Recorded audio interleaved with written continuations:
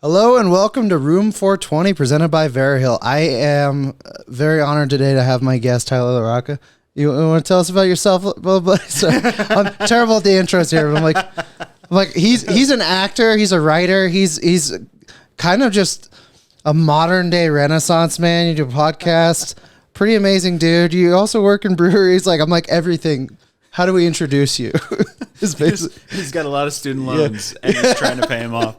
With no end in sight, from what it seems like. No, writer, actor, podcast host, doodler.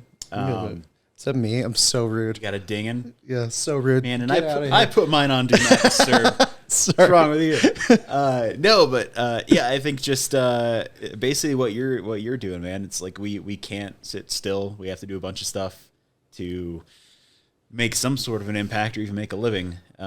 But yeah, I'd say for the most part, I'm also an event coordinator and a beer tender. So that's, I think that's like 6 or 7 things.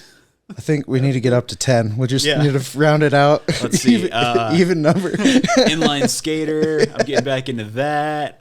I like to cook. And dog stepdad, which is a whole new thing. Ooh. That's kind of like the last 2 years I've become a father to a 9-year-old Australian Shepherd. Ooh, that's beautiful. Yeah, moving in with my girlfriend. It's just that's that. There's some more, but yeah.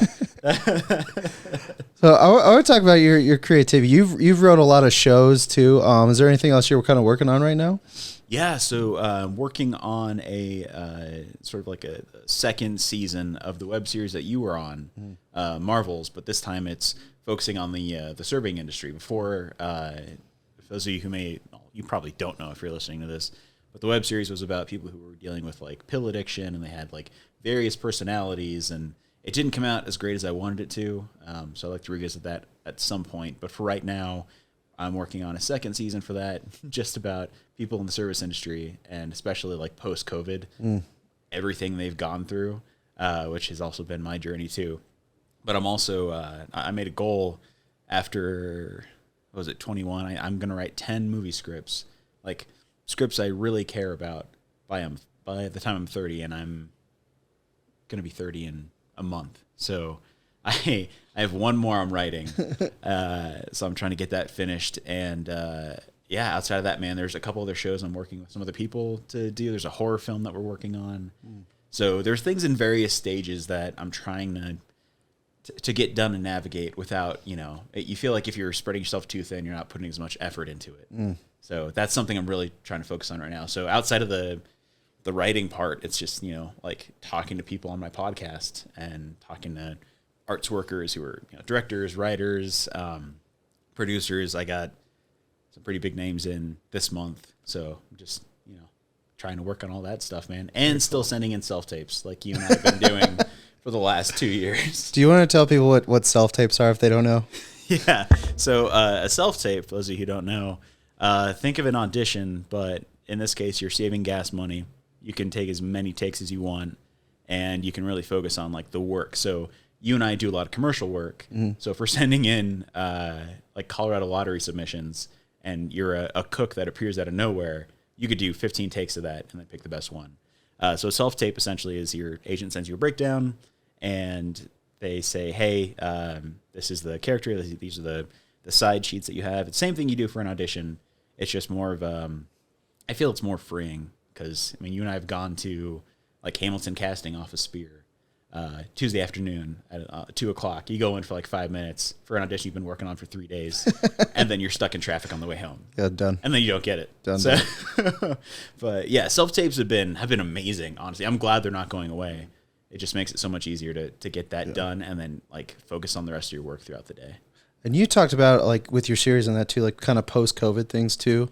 I just wanted to ask, because you tackled that web series with like pill addiction. Was there like experiences you kind of dealt with that, or? A lot of it based on like I was bipolar and really overweight when I was younger. So I felt like that messed up my brain chemistry a lot, all those antidepressants, to the point where I didn't really feel normal until I was 25. And even then, you have peaks and valleys. And I have friends who, were like hooked on heroin, and friends who were hooked on like painkillers, and using like those different stories and the interactions we had. That's what I used to write the series. And it was supposed to be like a 6-month series. We do 1 episode a month.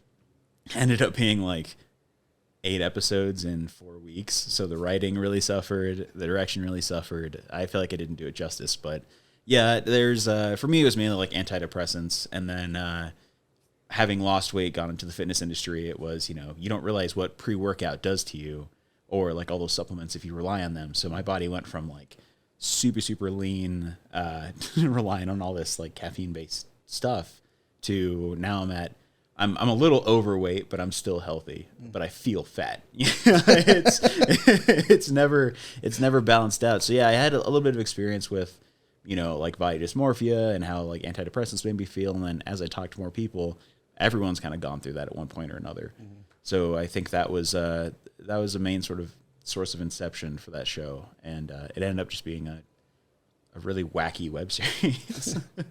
Do you feel like your writing, your acting is kind of a way to help people with their health in some ways too?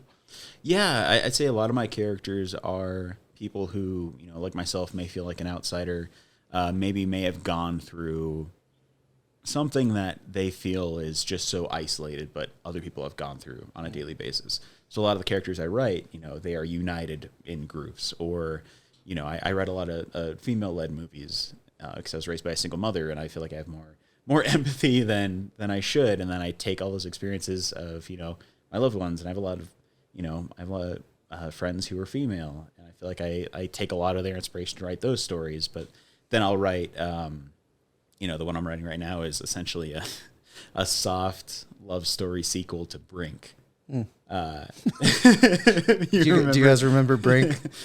Soul Skater show? Yeah. If you grew up in the like late 90s, early 2000s, you know what Brink is. That's awesome. So, taking everything that like I've experienced and putting that into my writing without it seeming, I don't know, ham-fisted. Mm-hmm. It's not a biopic. It's just, what are we feeling now that we're closing in on our 30s compared to what did we feel in our 20s when we were in school and we're like, yeah, we got a lot of time. Yeah. And then boom, like all that time's gone. Fair. Do you feel like you've had to like refine some optimism in some ways, or? I think so. Honestly, I think, and I was just talking to, I'm super close to my grandpa, and I just had breakfast with him, and I had mentioned to him, I spent all my 20s working because I didn't have any money. I was trying to make something, but in the process, I wasn't partying. I wasn't, going out and doing a lot of fun stuff. So now I'm like, okay, I'm turning 30. This is my chance to go do fun stuff. I have a savings account. I have a job that kind of pays okay. All the acting stuff that we get, it's, I put that away for other things. So I think there's a revamped sense of optimism currently where I see, okay, I'm very happy with my life. I've worked my ass off. What's next? And right now it's, taking advantage of every single day, man. Like this is going to be a 20-hour day for me today, but no regrets at all, because it's all fun stuff. It's awesome. Just so I think with that comes, I'm not tied down by marriage or having kids or, having to stay in one place. I feel like if you have all that freedom at your feet, just take advantage of it and see what happens. Yeah, that's awesome.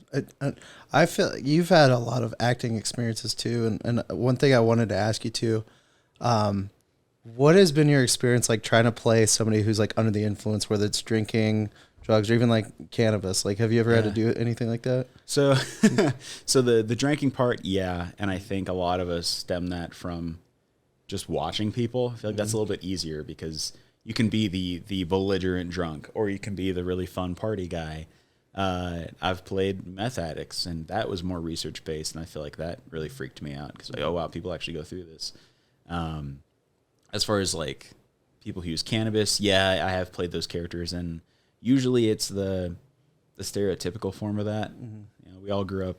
We saw Cheech and Chong, Harold and Kumar, and we're like, oh, that's what it is. It's just laughs and giggles, which most of the time, like, yeah, it's cool. But lately, if I've done those roles, it's come from an experience of being more relaxed. I guess it also depends on their writing. If somebody took something that's going to make them paranoid, then that person's going to be paranoid. Yeah. For me, I want to do it justice because I feel like that old school, the stoner comedies, as fun as they are, it doesn't paint a really good light on people who, I have coworkers who, they work while they're high. Mm-hmm. And it's not to be high as if they're sitting somewhere not doing anything. They're just, that's how they are able to function. And they do great. So I think I'm as an actor trying to rework that perspective to the point where it's like, well, what would my coworkers do if they were high? Now I've only been high a couple times in my life. And of course, in the last few years, CBD oil has been great for me. Mm-hmm. But yeah, the stories I have of the first time getting high, they're not like fun stories. It's just like we're in a parked car on I don't know, some farm-based dirt road in the middle of northern Colorado. Like, hey, just smoke this, and then I'm fully convinced I saw a UFO. I didn't hear more about kind this. of stuff. Yeah, it's I'll tell you, because I've had a lot of experiences that weren't good because people weren't, they weren't honest with me about what was what, or maybe the person they got it from wasn't honest. And that's, once 64 was passed, then I knew, okay, well, then I can dive into this and it's safer. Because I've had a lot of really horrific experiences where I thought, is this what people want to do? Like, this sucks. But that's from some guy in his kitchen making stuff that my friend bought it from.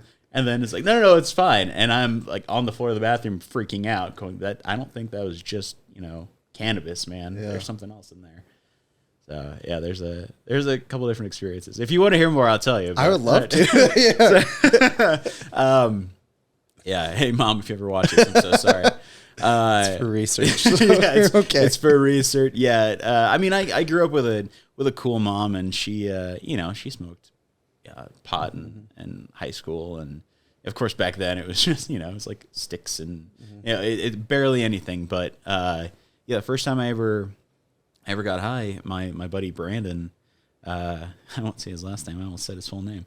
It was it sophomore year of high school? And I'm like a super overweight kid, and we would go rollerblading during the day, and then at night we'd stay up all night, 5 stars on GTA, see how long we can last, or we play Halo. Yeah. First time I got high, though, was I was sick the day before. Went over to his house. We were just hanging out, and I was playing this game called Black. It was like a first-person shooter. Yeah, game. I remember that one. Yeah, so I was playing that, and I always sucked at it. But then like 3 hours go by, and I'm whooping ass. Like, oh wow, this is like I'm doing really good. I'm so like focused and dialed in. And then I beat the game, and then I look over, and he just starts laughing. What's going on, dude? I nailed it. Like it was on hard too. Like I did it. And he goes, buddy, I was blowing weed in your face like the entire time, and you were dialed in. So then I walked home like super stoned out of my mind, had the best sleep of my life, and then woke up, tried playing another game, and I sucked. It was so weird. I don't know what it was, but it was back then before it was regulated, and between that and dating somebody in Fort Collins in college, and going up for the weekend we go to hang out, and she says, well, I'm gonna go get some cupcakes from my friend. I'm like, oh, cool. I'm just a fat kid. I had a sweet tooth. I'm like, who doesn't want to get cupcakes from it? This is awesome. And she didn't tell me, like, she told me, hey, there might be a little bit of cannabis in it, just a little bit. I'm like, okay, cool, awesome. And I didn't know how little you had to eat. So I think I had 4 of these tiny cupcakes. Fast forward 20 minutes later, she's like locked in the bathroom, and then she had Lord of the Rings put on, and then suddenly I'm freaking out because the orcs are fine, but Frodo is completely scaring me. I am gone. So I mean, there's a couple more like that where you're around people who don't know how to be responsible with it. But fast forward to a couple years ago, I moved in with my girlfriend and her roommate, and we decided to have like a GoldenEye night on 64.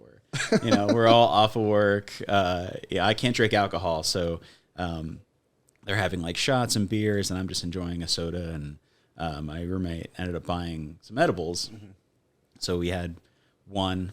Nothing happened after like 2 hours. Then I had another one, and we were playing GoldenEye, and then something happened where the breaker went out or something. So we had to like move this big entertainment center where the TV was.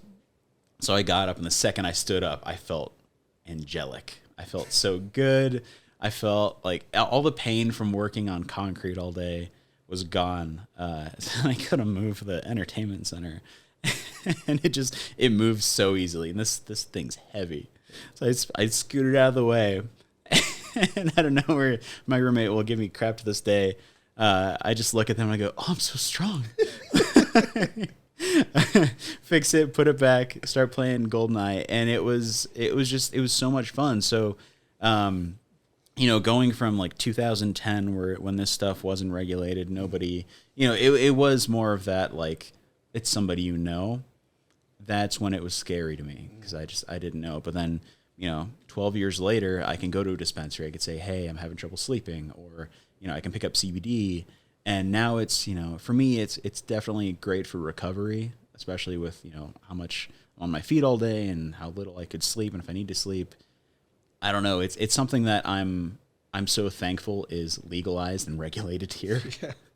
Cause I don't know. I can't drink. So, I don't have I'm not saying I need to have a vice, but I'm glad to know there's something out there it's not like this dangerous, weird thing that the DARE program made it out to be, Yeah. So, I mean, that's my experience with cannabis, man. It's like a lot of really goofy stories with friends who are complete idiots, and then, exploring it in adulthood by going into a dispensary and just saying, like, hey, what do you recommend? And the knowledge these people have is insane. Like, how many strains there are, what this does combined with this. Like, it blows my mind, like the science behind it. Yeah. I don't know, man. It's just so cool. I just want to say, listen, there's like a reoccurring theme of first-person shooters, for sure, between like GoldenEye and Black. They're like, for me, it's like, okay, when Tyler smokes, it's like a performance-enhancing drug. Like, we're not going to play first-person shooters with Tyler when he's high, because he's really good. We're going to do Halo, no swords. I honestly, man, I think it's my focus. I've written a script over the weekend on older edibles that were going out. I just stayed inside all weekend and wrote. And yeah, it's a first draft thing, but I cranked out 110 pages, and most of that story was just done. Like, it was there. So to me, it does feel like it narrows down my focus just a little bit more. Yeah, and then for video games, definitely performance enhancing, because like, this is all I care about. This is all I'm doing.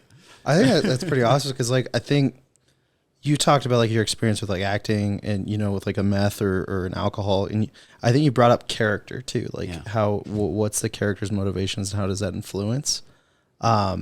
And I think that's interesting to me, because it's like with cannabis and alcohol, I think it kind of depends on how much you take and what kind of character you have, what kind of mood you're in. But then like meth, to me, it's like meth's just going to do what meth does. Yeah. Just full on assault on your system. Like, that's just meth. Yeah. Like, Tyler, all your soul just ripped away in some ways. Like, you've seen those videos. We've all seen those videos. And it was a week in Utah shooting a film, and most of the week I was just watching like what does a meth addict look like when they're not peaked. If it's been a couple of days, what are you thinking? What are you acting like? And then in the case of the scene I was doing, we're being bombarded by law enforcement, and then I'm in cuffs. Mm-hmm. So like, I'm in the middle of the cold. What am I going to do? And my guy's just like moving the whole time. Yeah. He's just staring down everybody. He doesn't give a shit what's going on. It's just like, get me out of here. Like, he's very uncomfortable. And I wasn't sure about that at first, how it would come off. And luckily, I asked Taylor, the director, how's it looking? What do you think? And he said, man, that's perfect. Like, you are riding the line. Don't go above, don't go below. You're right there. So yeah, I think when it comes to character, especially right now with, I don't know, you've seen people try to act high on stage or in film, and half the time it's laughable. Like, you're going a little too much, man. And yeah, it could be the source material. Like, if you're on a CW show, and your character's high, it's going to be like a 15. But if you're on HBO or something, that person's going to be kind of, just chill, a little stone looking. But honestly, I think it just depends on what's the realism that this program's going for? Yeah.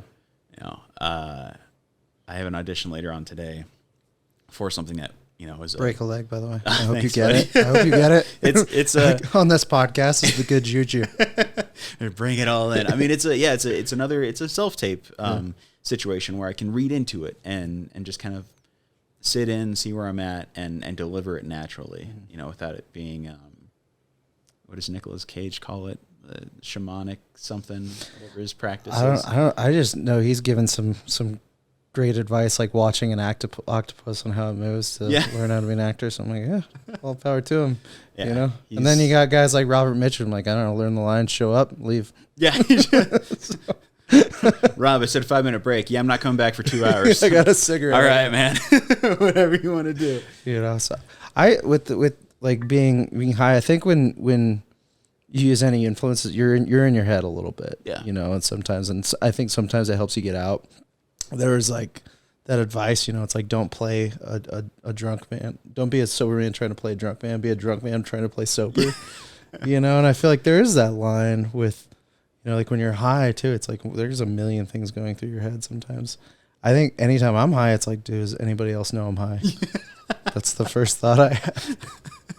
Where you do the look around. You're like, all right, no one's watching me, but they might be watching me. Yeah, like I don't want them to. It's like you don't want to stand out. Mm-hmm. But the more you think about that, the more, you know, you start looking around a little bit more. You start chatting away with conversations. You don't know where they're going. Yeah. But yeah, I don't think that's a weird thing. I don't think I've never worked high. I think mainly just for honestly, that's my fear. Because if I have to talk to people, and I mean, you've heard my podcast. If I'm already like unfiltered enough, and then you get me high, and I'm like supposed to take care of these people or like serve them, it's not gonna go well. Why did you order that? Yeah, so, dude. Do you believe in God? You watch the bar. I'm just gonna go. I'm gonna go sit in the cooler for a second. You cool with that, dude? And just like walk away. Because I want to ask this too. Like, what about Frodo scared you so much? Oh my God, man!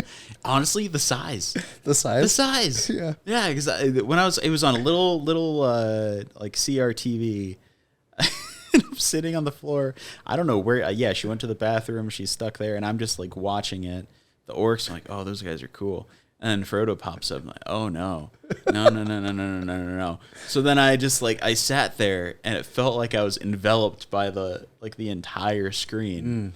Yeah, I think it was just like it didn't make any sense to me. Like, why are you so small compared to these other creatures? Yeah. I don't know. I think when I get high, I get a little more.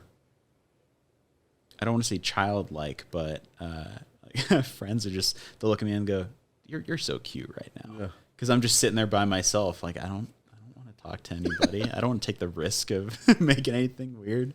But yeah, the Frodo just it was the size thing that freaked me out, man. It was so, and that was 11 years ago, and it's still so fresh in my mind. Wonder if we'll ever revisit that. I you know what I need to.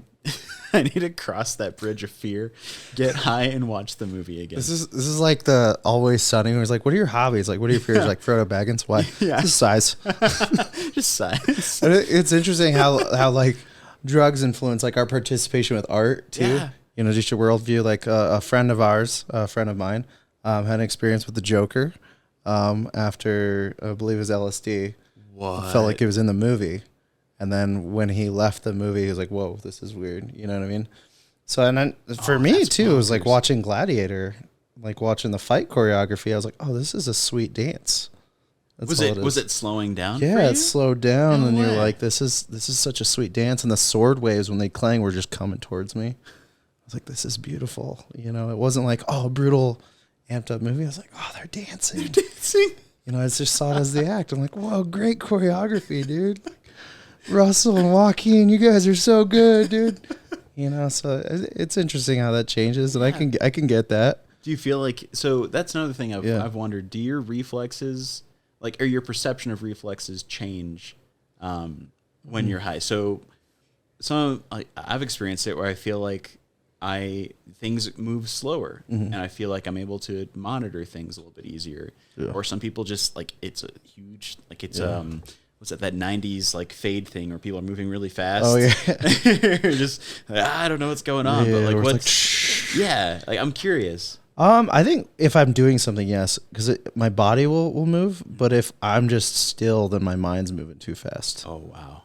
Then I'm like, I have to go do something. So like, I remember like doing it for athletics sometimes, like either being go to a practice a little bit drunk or little bit high. I did stand up on LSD and it was pretty fun. You did stand up on LSD. It was a lot. It was a little wilder back in the day, but not so much anymore. But yeah, I don't know. I feel like everybody has their own experience, and I would say so. Yeah, everyone's different, but that's why I'm curious because it's know, it is that strange sort of like what am I trying to say? Like the mirrored image of how one person acts compared to another person. Yeah, and I think I've noticed some people too where like they take like and I'm learning more about strains too, where it's like, this one strain I didn't really feel anything, but like my body was relaxed, so I liked that. And then there's others where I'm like too high. Really? I can't talk to anybody. Like if you were like play a video game, dude, I don't even know if I could turn it on. You know what I mean? Like I just get like too in my head a little bit where like I'll start looking at it and I'm like, oh, this was made in Japan, this whole thing. And they shipped it over here. Oh my God, that's amazing. Just noticing different stuff. And you're like, wait, what was I doing? And I think that's where that forgetfulness stuff comes from. But it's more like, I think I just go down a rabbit hole too much. You're like, oh, I want to learn, So getting high and going Wikipedia, it's like, oh my God, the best thing for me. It's like the black hole. All right, well, what's this strain do? Well, that's a funny name. Where'd that name come from? Yeah, you're like, oh, okay. But then you're learning about like immigration to Sicily. Oh my God. Yeah. You're like, I didn't know that happened in like the 1300s. That's cool. Let's see what happened since then. I think that's like maybe on the outsider with like stoners in some ways where like, oh, they're so dumb. It's like, I feel like you just don't know how to research, man. Like that old adage, like I think it was Lenny Bruce, like, oh yeah, weed's gonna be legal because every law student I know smokes. Every single one. Every medical student I've ever met, I'm going to smoke so much tonight because I've got to cram for X, Y, or Z. Yeah. And then they knock it out of the park. It blows me away sometimes because I'm like, I don't smoke like you. I can't. Yeah. I can't do it. And some of the smartest people I knew were just just ripping every night. Isn't that crazy? Yeah. Like, I can't do it. I don't have the gall to do that. And these people are, they're like, they're valedictorians or they're, they're track athletes. Oh, I thought it was supposed to slow you down. Yeah, like the lung stuff. Like some of my best athletes I knew. Like, dude, you're insane. But then I don't know if I thought theater kids would be the stoners. Yeah. More than anything. Never been more wrong in my life. I felt that way with like, I think if you're like doing the high school like stereotypes, you're like, okay, jocks, goth kids, whatever that is, maybe. I always was like the nerds smoke the most. Because they're having the most fun. Yeah, and I was like, God. But I mean that sums it up. So hey, I want to thank you for coming on this podcast, Tyler. Is there anything else you want to talk about that we should know? I'll say I have a couple more stories that I'll save for another spot. But no, man, like I appreciate you inviting me over here. I do want to. Is it cool if I plug my podcast? Absolutely, dude. That's exactly what I wanted you to do. So I will plug my podcast, Pretend World's Real People.